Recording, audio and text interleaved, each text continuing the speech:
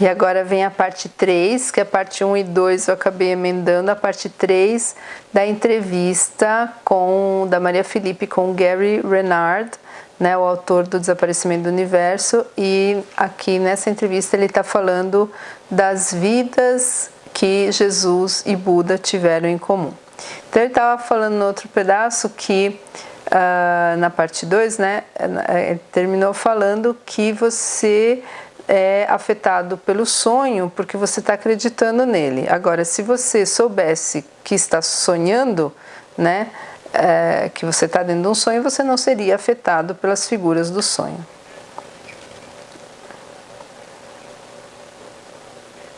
Então, e no momento em que você se percebe como sonhador, como o que está sonhando, né, você passa a ser a causa e não o efeito, né, do sonho, que é a reação ao sonho, seria o efeito.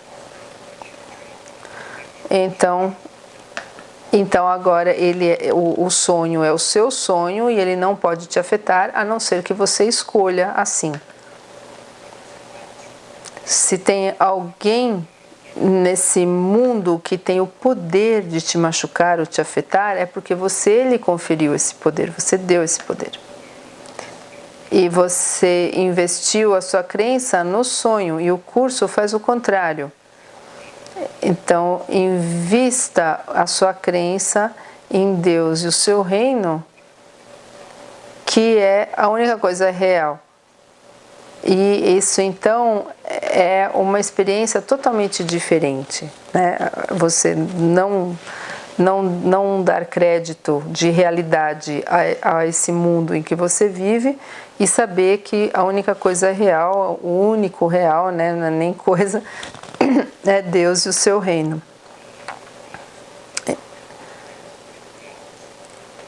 E Jesus e Buda, então, eles se vê uma progressão no desenvolvimento deles rumo à não dualidade e a não tornar as situações, né, que eles vivenciavam reais. E finalmente terminando num lugar em que eles perceberam que a única realidade que eles acreditavam estar aí era Deus. Porque algumas disciplinas que eles estudaram não reconheciam Deus como a fonte, né, a base de todo o ser, ou a fonte, a realidade única. Alguns mestres deles ou professores nem falavam de Deus. Mas na época de Buda entendia que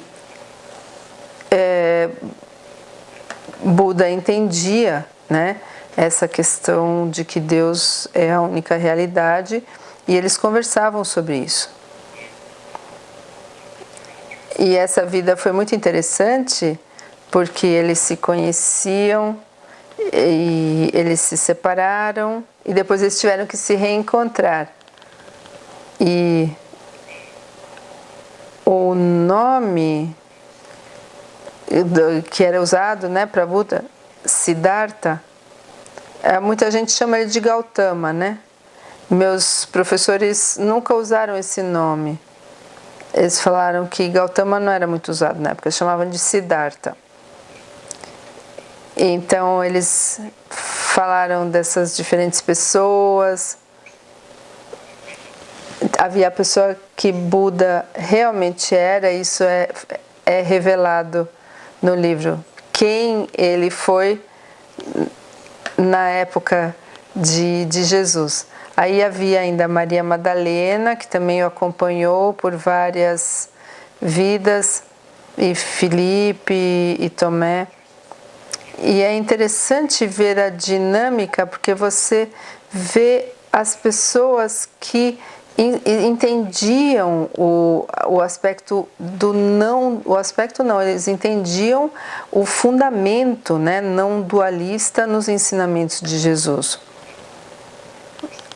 mas havia muita gente que não entendia e outros que trouxeram os ensinamentos de Jesus para o mundo, começaram a fazer tudo real e acabaram tornando esses ensinamentos dualistas, que foi a religião, mesmo na primeira geração após Jesus. E isso sempre acontece com os ensinamentos. As pessoas tomam, elas entendem erroneamente e elas colocam uma embalagem mundana em volta e falam que tudo é real, não há escapatória. E uma das citações, por exemplo, do curso é: um erro pode ser corrigido se ele é trazido para a verdade. Mas se o erro recebe o status de verdade, então ele pode ser levado a quê? A que coisa você leva? Se você torna o erro real, se você torna o mundo real, então a que verdade isso pode ser trazido, né? Se isso é a verdade, não tem uma verdade superior, né? Então eu sei que você sempre é muito fiel à mensagem do curso, né? Você não compromete a mensagem absolutamente, diz a Maria Felipe. Você é sempre muito específico. É uma das coisas que eu amo a seu respeito como professor, né? Porque alguns professores eles colocam o seu próprio tempero e acabam confundindo a gente e tornando o curso algo que ele não é. Meus professores, eles são tão não dualistas que se eu dissesse algo diferente disso, as pessoas iriam vir até mim e dizer: Gary, o que você está falando aqui? Então eu tinha que me ater a isso, né? Aos ensinamentos de Arthur Purcell. Então essa é uma base muito forte desde o início. Eu não teria, eu sozinho não teria me atido a essa base não dualista do curso se eu estivesse sozinho. Eu tive uma ajuda muito pesada. E o Patrick, da publicação, também, ele foi meu agente também, diz a Maria Felipe. Então é interessante como o Patrick foi tão instrumental na vida de nós dois. Eu não sei se o Desaparecimento do Universo teria sido publicado se não fosse pelo Patrick. E ele disse que se alguém ouvisse os mestres, seria você.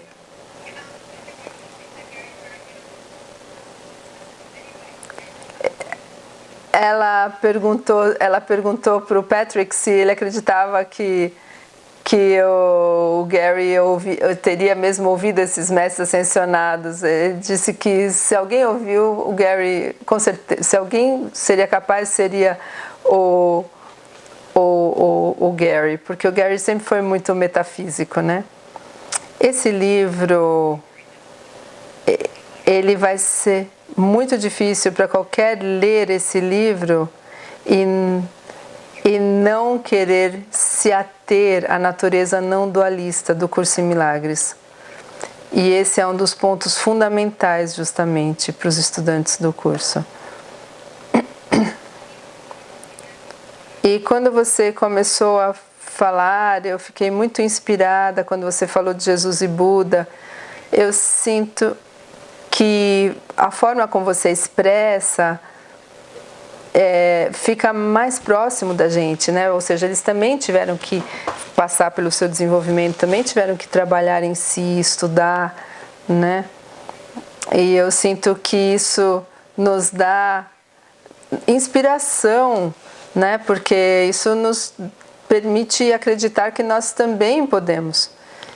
E o que eles fizeram foi entender que estamos sonhando aqui e não tornar esse mundo real. E passar por esse mundo com um sorriso suave, né? Que é o que o curso diz. Sim, há vidas no sonho cujas circunstâncias mostraram que eles eram humanos e que eles tinham suas lições a aprender. O fato deles serem espiritualmente avançados não quer dizer que eles também não tivessem as suas lições para aprender. Mas eles as aprenderam. E isso é muito reconfortante, diz a Maria, para nós todos. Sim, eles eram pessoas, mas eles aprenderam suas lições. E eles podiam ver a face de Cristo em todos. E como diz o Curso em Milagres, a forma como você vê o outro é como você vai ver a si mesmo. Mas eles realmente entenderam, eles tinham muito conhecimento, né, E é por isso que muita gente que entende o Curso em Milagres não é iniciante, eles já têm um background, né, um histórico espiritual, não é a primeira tema espiritual que eles leem. Então, por assim dizer. E eu estou muito feliz com a forma como esse livro saiu. Tem 1 ou 2 errinhos, mas eles podem ser corrigidos. Bem na introdução, as pessoas nunca escutam. Eu vou continuar no próximo.